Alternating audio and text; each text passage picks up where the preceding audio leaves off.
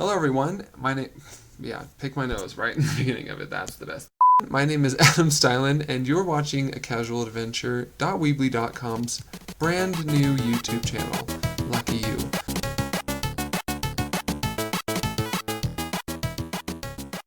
Hello everyone, and welcome to A Casual Adventure.weebly.com's very first Throwback Thursday vlog. The reason I started this Throwback Thursday vlog is one, because I really wanted to do a video segment because I thought it would be a whole lot of fun, and two, I wanted to kind of have a new way of sharing stories with you guys. As you know, if you read the blog, I do like to write. I love writing, and it's one of my favorite things to do, but I also like speaking and just telling stories. And I think one great thing that we all should do, aside from just seeking out adventure or exploration in our everyday lives, is to take time to remember the good times of the past. Because, I mean, what's the point of making new, exciting memories, which is kind of the point of acasualadventure.com, if we're not even going to take the time to remember them?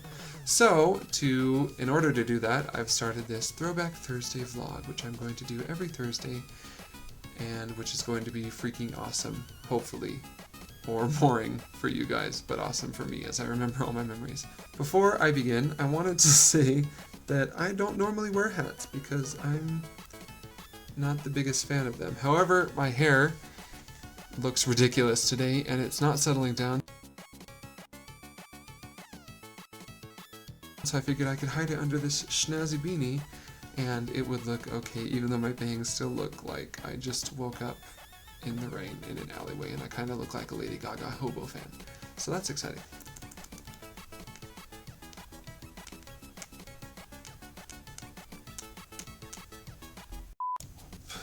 Alright, so as you can see, I fixed my bangs and I'm now rocking the very high German forehead for you.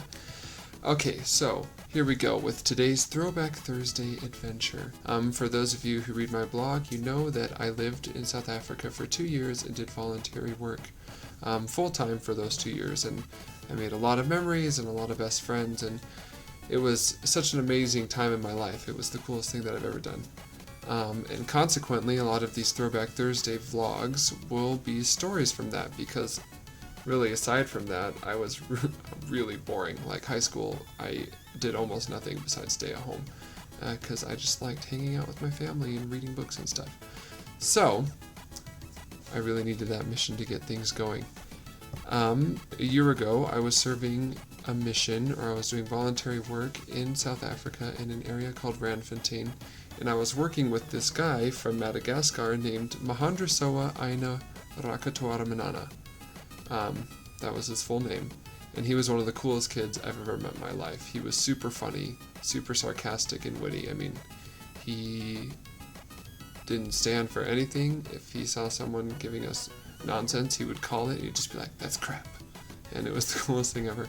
Anyway, one day we were just kind of walking down the road. We were walking back to our car after trying to meet people and see how we can help them, and it was about lunchtime, so we were super hungry.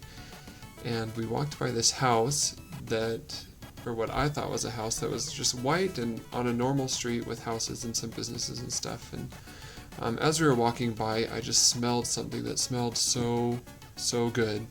If you read the blog, you know that I am a huge food person, and I was looking for where that smell was coming from because I was hungry, and all I had back in my house was like rice. So as we were walking by this house, we smelled the smell, and I looked over, and there's a bunch of guys sitting under one of those just kind of portable tent things, you know, that people put up for shade. And they all had one big plate in between them, and on the plate was this big white thing. I didn't know what it was at that time. And on top were a bunch of different, what looked like sauces and vegetables and stuff, and they're all just eating it with their hands and talking. So when we were walking by, I looked at it and I saw it, and I was just like, "Oh, that smells so good," and I said as much to Ina. And the guys sitting at the table heard me, and they called me in. Now, something you guys need to understand about me is I am like the most guilt-prone person in the world. I mean, I'm one of those people that someone says my name and I immediately start thinking, what have I done? What did I do? What can I do to make the situation better? And so when these guys heard me say that their food smelled so good and they called us in there, at first I was like, oh no, they're mad at me. Was I being rude? Was that something I shouldn't have said? Blah, blah, blah, blah, blah. And so with great trepidation, I and Ina, who probably could care less and was just like, whatever, this sounds fun, walked in through these tall green gates that they had lining their property, which is totally normal for South Africa. Everybody hides behind gates because the crime rate is so high. It's the best place in the world. You're going to get robbed.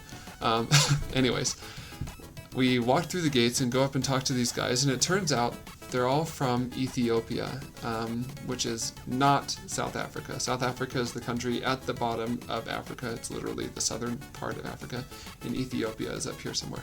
So these guys, they're all from Ethiopia, and what they were eating was like traditional Ethiopian food. And it turned out this place that I thought was a house was actually a restaurant owned by one of the guys who was eating the food and the guy who called us in. This guy turned out to be a total sweetheart. He was a pastor, and he knew who we were. He knew we were missionaries, and he offered us a bunch of free food. He was just like, "It smells good. You want some?" I was just like, "Yeah, I do," because I'm never turned down free anything, especially food. Like, never, ever, ever do I turn down food. And so we sat at the table and started talking to these guys, and they all knew what we were doing because they'd met missionaries before, so they were just nice and really fun to talk to, and they talked about kind of Ethiopia and what it's like there. And soon enough, the owner of the restaurant, well, not him, but one of the people who worked there, brought out this big, huge, like, aluminum tray, and it was covered in that big white thing that I saw the other guys eating, which turned out to be what's called injera, which is, I believe it's like fermented rice pancake is the best way I can describe it. It's thinner than a pancake. It's a lot spongier and lighter than a pancake, but it's cooked similarly. It's made from a batter. It's poured on a big round stove and made into this spongy, yummy cake thing that just absorbs any flavor that's put on it. And all the stuff that was on top of that white stuff turned out to be different little samplings of Ethiopian dishes. I forget what they're called, but there was like a red curry lentil, which was so good. Pickled vegetables like carrots and I think zucchini. They were cooked but vinegary vegetables. There was just like a salad with tomatoes and red onion and lettuce and just some more vinegar stuff and just a couple other things all thrown on there. And they were all super, super good. So Ina and I just got to sit down and enjoy this wonderful food. Wonderful. The new kind of wonderful. Food together and talk to these awesome Ethiopian guys. And it was one of the coolest things that I've ever experienced because it's just such a neat aspect of African culture. That's one thing that really stood out to me a lot there is African people are super, super hospitable. Maybe it was just because we're missionaries, I don't know, but anywhere you go, they will offer you food and drinks, even if they're super, super poor, they'll give you stuff, and it's just because, well, first of all, it's expected of them, but also you can see that they genuinely want to do it. They just love sharing. And it was a really, really neat experience. And so, consequently, because the manager, the owner of the restaurant, he said, "If you guys come and I'm here, you guys eat for free." Ina and I made sure that we went back several times. We normally went back, I think we went back 3 or 4 times. And we normally went back on our P day or our preparation day, the day we had off from doing volunteer work and the day we could do fun stuff like go to reserves and things like that, but the day we also do shopping and email home and things. So we would go there often on our P days and just during the week if we had a lunch appointment and it fell through, or we just had no food but a little bit of money and we went. And every single time that Ina and I went, we got food for free. All the times after the time we went, the first time, that was a mouthful, but deal with it, you know what I'm saying. I brought money because I wanted to pay. While I do take free stuff, if it's offered, I also like to pay people who have been kind to me and support their business, because especially in Africa, it's really hard to, well, anywhere really, it's just respectful to pay for the services that you're offered. But every single time, even if I paid for food and got food, oh my gosh, there's this thing called tibis that's like beef in a marinade and dumped on that injera. It is so freaking good. I could eat that every single day. But anyway, even if I went and bought food, we we would still get offered, not even from like the owner of the restaurant or people who work there, but just random Ethiopian people would come in and see us, see that we're missionaries, and buy us more food, just because they wanted to talk to us and they liked what we did and stuff. And so it was a really neat experience. And what was even cooler was the week before I went home, which is exactly a year ago today, actually. My friend Zach and I, we were working together that day. We had switched companions. And it was Zach's birthday, and I had been talking up this Ethiopian restaurant like, it's so good, we should go, it'll be so much fun. And so for his birthday, we got to hang out the whole day and work together, and I brought him to this Ethiopian restaurant for his birthday meal, and I treated him to food there. And funnily enough, on the day that we were there for someone's birthday, nobody bought us food, which again I was fine with, but I just thought it was really funny because I was like, hey, we're gonna go get this meal for free, and it's your birthday, so they'll probably like give you more stuff for free. It's gonna be great. And we get there, and I ended up paying for everything, but it was totally cool because I got to spend the whole day with Zach, who is one of my best friends. He's actually South African, and it's just, I don't know, that restaurant in that area and those people, they're people I think about a lot. I think about Zach a lot. I think about Ina a lot. I write them both. I email them both still. They're both still in South Africa serving their missions. I think about that restaurant a lot, and I really think about that food a lot because it was one of the things that stood out to me the most, just kind of the kindness of people and the different food. I love food. I think it's a neat way to meet people. I think it's a cool thing to do, and I'm rambling, but anyway, that's my Throwback Thursday story, the Ethiopian food restaurant story. I have since I moved to Utah, I found an Ethiopian restaurant. My screen keeps turning off and going into screensaver mode, whatever that is. But I've since found an Ethiopian restaurant that's run by Ethiopians in Salt Lake City, and it's pretty inexpensive and just as good. And what's awesome is the people there are just as nice as the Ethiopians in South Africa. I think it might just be a cultural thing for them. I don't know. He was super friendly. Granted, he didn't give me money for free, or food for free, or money. That'd be nice, because it was a restaurant and it was business and I wasn't like a missionary or anything, but it was still cool to be able to have that experience in South Africa and then come home and kind of relive it in a way, at least get the really, really good food.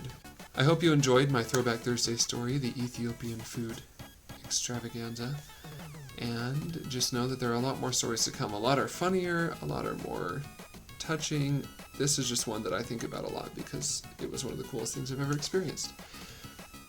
Until next Thursday, I'll be signing off. You can keep an eye out for another video that's coming at the end of the week. It'll be like a week wrap-up thing. It's another video segment that I'm adding to the blog where I just kind of discuss everything I talked about on the blog and extra news from the week. If you'd like, which would be awesome, you can subscribe down below, I guess. I see all the YouTubers doing this, so I'm going to do this too. I feel like an old man saying that. I see the young kids pointing to a subscribe button, so I'm going to put one down there somewhere too. Anyway, enjoy your day, enjoy the rest of your week, go enjoy some really good food, and try and find something awesome to do.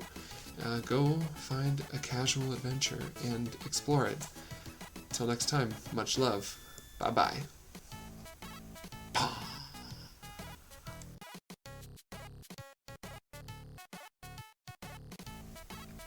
Picking my nose is the thing to do.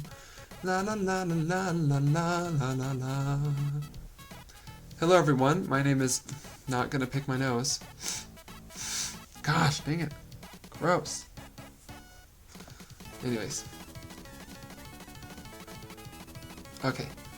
Hi everyone, my name is volunteer work in the country of South Africa, and there's a person outside getting mail and it distracted me, so I'm going to start again.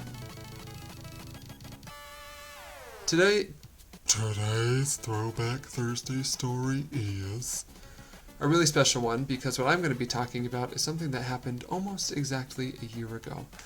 Today's Throwback Thursday story is, and my screen just stopped being alive. Okay, we're back.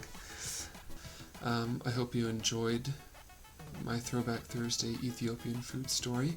There's a lot more stories to come. There's a lot more stories to come. Yeah. the reason I'm doing a Throwback Thursday vlog is because I believe it's I can't talk. Okay.